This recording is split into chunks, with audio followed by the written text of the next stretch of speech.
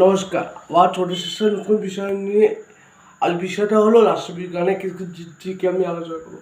প্রথম কোশ্চেন দিয়েছে তোমাদের কাটাম কমিশন কবে হয়? 1948 সালে। এই পাঁচ যুদ্ধ কবে হয়? 1971 সালে। অর্থের জৈব অবস্থা কত নয় ধারায় আছে?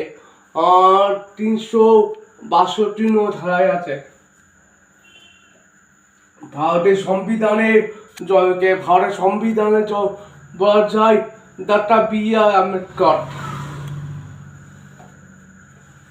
ভারতের সংবিধান যখন তৈরি হতে সময় লেগেছিল কয়দিন? 2 বছর আর 11 মাস 18 দিন। আর দ্বিতীয় বিশ্বযুদ্ধ, এটা ভুল হয়ে গেছে আমার কোশ্চেনটা। দ্বিতীয় বিশ্বযুদ্ধ কত সালে হয়েছিল?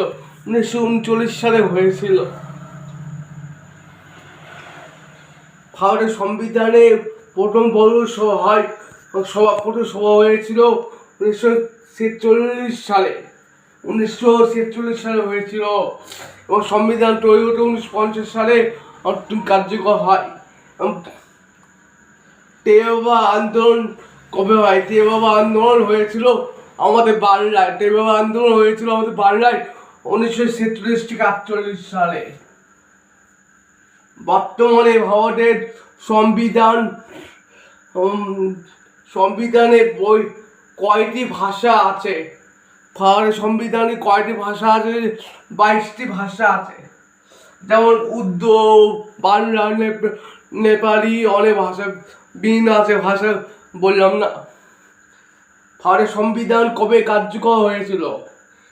কবে কার্যকর হয়েছিল এবং কবে ভারতের সংবিধান এই কোশ্চেন আমি বলবো না, তোমরা সকলে কমেন্টে উত্তর দেবা। আজ পর্যন্ত সকল ধন্যবাদ।